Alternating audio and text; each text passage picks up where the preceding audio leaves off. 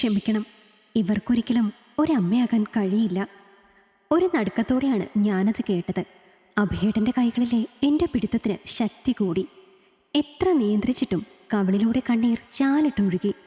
അഭിയേട്ടൻ്റെ നെഞ്ചിലേക്ക് ചാഞ്ഞ് ഞാൻ തേങ്ങി തേങ്ങി കരഞ്ഞു. എന്താ ചാരു ഇത്? ആളുകൾ ശ്രദ്ധിക്കും, നീ കരയാതെ. അഭിയേട്ടൻ്റെ സാന്ത്വന വാക്കുകളൊന്നും ഉൾക്കൊള്ളാൻ എനിക്കാവുന്നില്ല. അമ്മയാകാൻ ഭാഗ്യമില്ലാത്ത പെണ്ണാണ് ഞാൻ. സമൂഹത്തിൽ പിഴച്ചു പോയവളേക്കാൾ താഴെയാണ് എൻ്റെ സ്ഥാനം.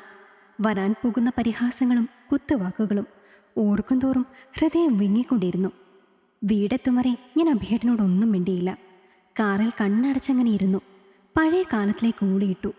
അടഞ്ഞിരുന്നിട്ടും ഉറവ പറ്റാത്ത കണ്ണിൽ നിന്നും കണ്ണുനീർ ഒഴുകിക്കൊണ്ടിരുന്നു. 3 വർഷങ്ങൾക്ക് മുന്നെയാണ് ഞാൻ അഭിയേട്ടൻ്റെ വധുവായി കടന്നു വരുന്നത്. ഏതൊരു പെണ്ണും മോഹിക്കുന്ന ഭർത്താവായിരുന്നു അഭിയേട്ടൻ. എന്നെ ജീവനോളം സ്നേഹിച്ച് എൻ്റെ ഇഷ്ടങ്ങളെല്ലാം സാധിച്ചു തന്നു. ചെറുപ്പത്തിലെ അച്ഛൻ മരിച്ചുപോയ അഭിയേട്ടന് കൂട്ടായ അമ്മ മാത്രമേ ഉണ്ടായിരുന്നുള്ളൂ. സ്നേഹത്തിൻ്റെ നിറകുടമായ അമ്മ ഒരു മകളോളം സ്നേഹവും കരുതലും എനിക്ക് നൽകി. സന്തോഷത്തിൻ്റെ നാളുകളായിരുന്നു പിന്നീട്. കളിയും ചിരിയും കുസൃതികളും നിറഞ്ഞ സ്വർഗമായ വീട്. കല്യാണം കഴിഞ്ഞ് മാസം 2 മുന്നേ കുടുംബത്തിൽ നിന്നും അയൽപ്പക്കത്തു നിന്നുമെല്ലാം വിശേഷമായില്ലേ എന്ന ചോദ്യം ഉയർന്നു വന്നു. ആദ്യമൊക്കെ നാണം നിറഞ്ഞ ഒരു പുഞ്ചിരിയായിരുന്നു എൻ്റെ മറുപടി. പക്ഷെ നാളുകൾ നീളെ ആ ചോദ്യം എന്നെ ഒത്തിരി ഭയപ്പെടുത്താൻ തുടങ്ങി. എൻ്റെ ഹൃദയത്തെ കീറി മുറിക്കാൻ പാകത്തിന് ശക്തിയുള്ളൊരായുധമായി അത് മാറി. കൊച്ചുമകനെ താലോലിക്കാനുള്ള ആഗ്രഹം അമ്മ പറയാതെ പറയുമ്പോൾ നിറഞ്ഞ കണ്ണാലെ ഞാൻ അഭിയേട്ടനെ നോക്കും.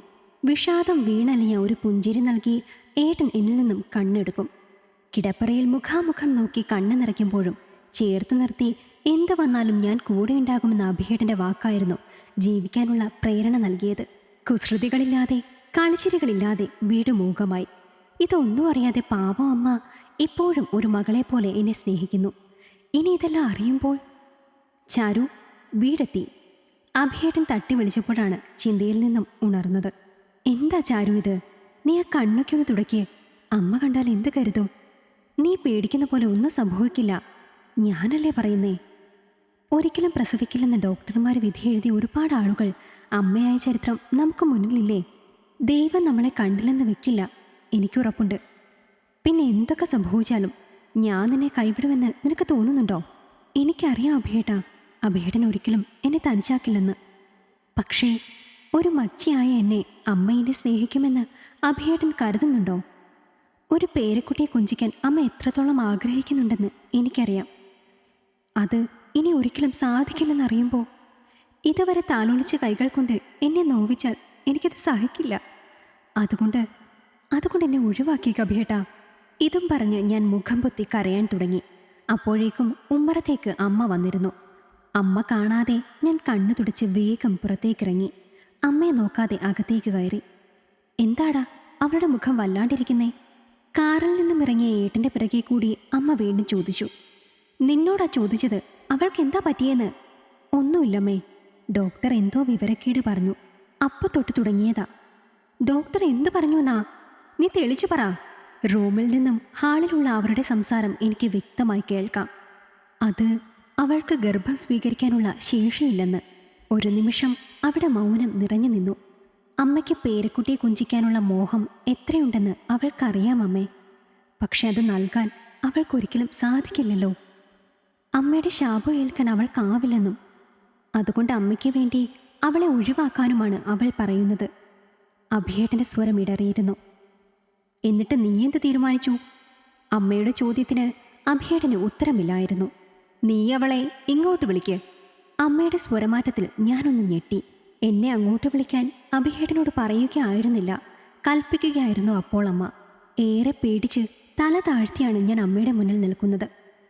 ഞാൻ കേട്ടതൊക്കെ ശരിയാണോ? നിന്നോടാ ചോദിച്ചത്. അമ്മയുടെ ശബ്ദം ഉയർന്നു. ഞാൻ അതേന്ന് തലയാട്ടി. ഈർഷ്യയോടെ അമ്മ അടുത്തുള്ള സോഫയിൽ തല താഴ്ത്തിയിരുന്നു.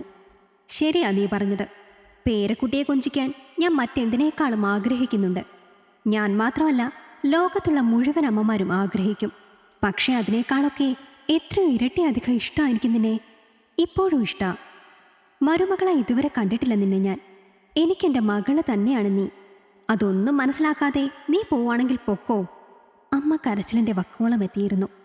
ഓടിച്ചെന്ന് അമ്മയെ കെട്ടിപ്പിടിച്ചു ഞാൻ കരഞ്ഞു. എന്നെ പറഞ്ഞു വിടാഞ്ഞാൽ മതി. വാക്കുകൾ മുഴുവയ്ക്കും മുന്നേ അമ്മ തടഞ്ഞു. പിരിച്ചുവിടാനല്ല നിങ്ങളെ ഞാൻ കൂട്ടിക്കെട്ടിയത്. പേരക്കുട്ടി വരുന്നത് വരെ എനിക്ക് കൊഞ്ചിക്കാൻ നീയില്ലേ എന്നു പറഞ്ഞ് എന്നെ മാറോട് ചേർക്കുമ്പോൾ ഇങ്ങനെയൊരു അമ്മയെ മനസ്സിലാക്കാൻ കഴിഞ്ഞില്ലല്ലോ എന്നോർത്ത് മനസ്സുകൊണ്ട് അമ്മയുടെ കാലുകൾ വീഴുകയായിരുന്നു ഞാൻ. ഈ കഥ നിങ്ങൾക്കിഷ്ടമായെങ്കിൽ ലൈക്ക് ചെയ്യൂ. നിങ്ങളുടെ അഭിപ്രായങ്ങൾ കമൻ്റായി രേഖപ്പെടുത്തൂ. കൂടുതൽ കഥകൾ കേൾക്കാൻ ഈ ചാനൽ സബ്സ്ക്രൈബ് ചെയ്യൂ.